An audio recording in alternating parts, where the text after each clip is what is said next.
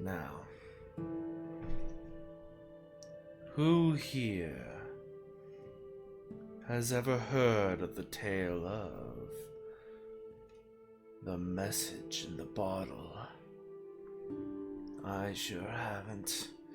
It would be quite an interesting story to read. Don't you agree?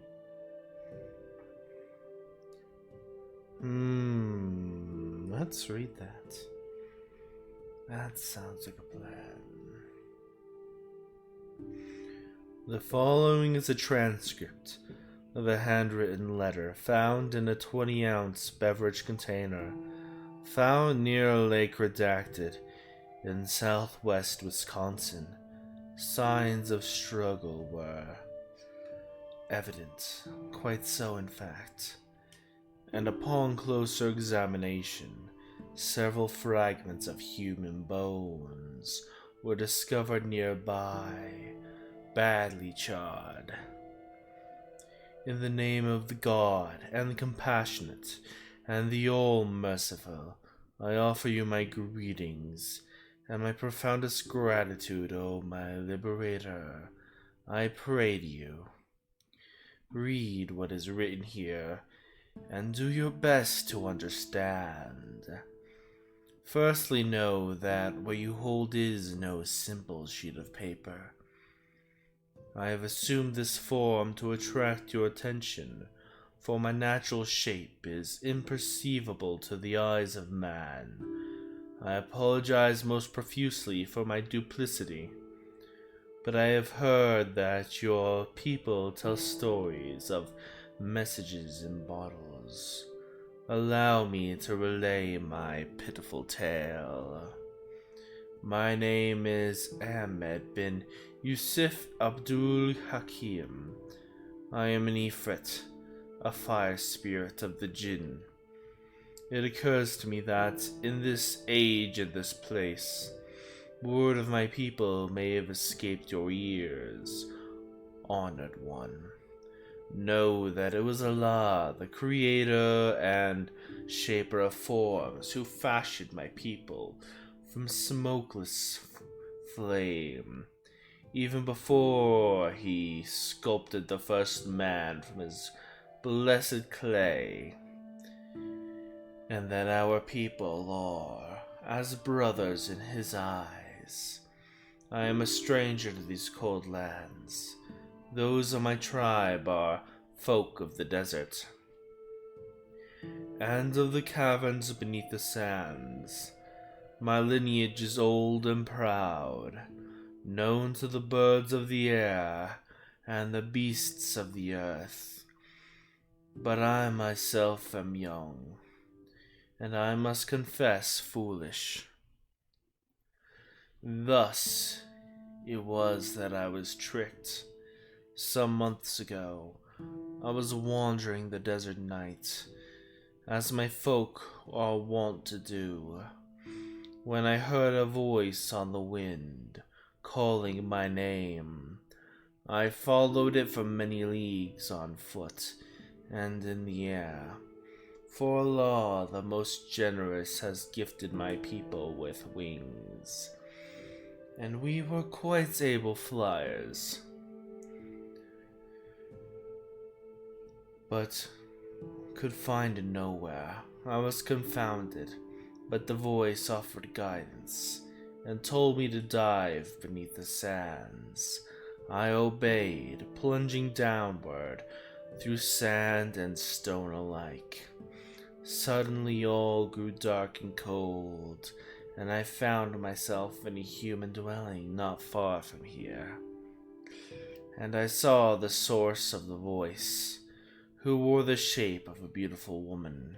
She had summoned me from afar, drawing me to her bedchamber, with secret sigils and diagrams, with which she then entrapped me in a bottle. The same bottle you now have found, O my savior.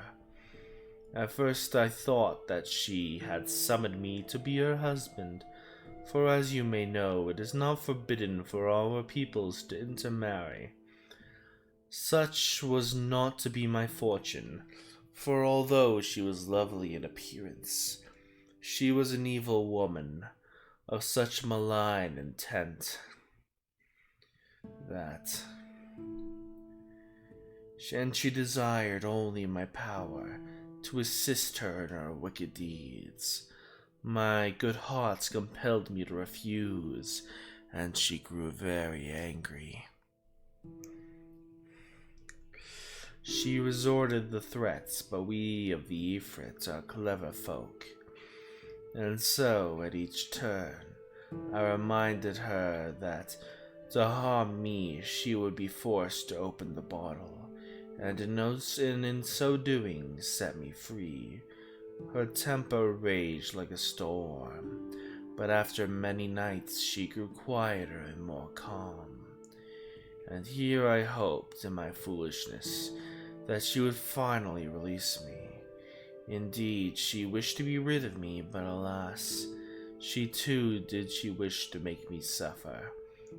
She cast me into the lake, telling me that as she did so, the bottle would be trapped in the ice and would eventually shatter, and that I would die in the cold waters, and she abandoned me to my fate.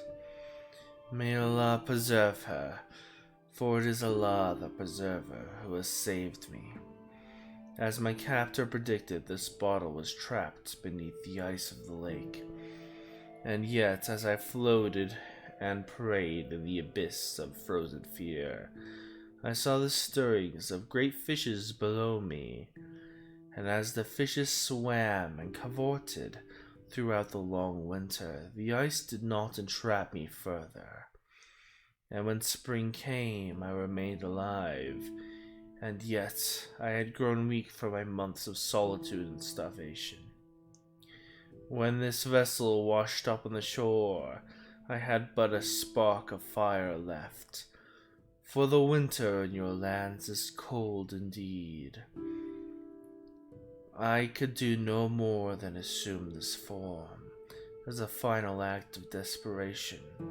As paper I will not die, but neither have I the strength to return to my true form. For now the fire has left me.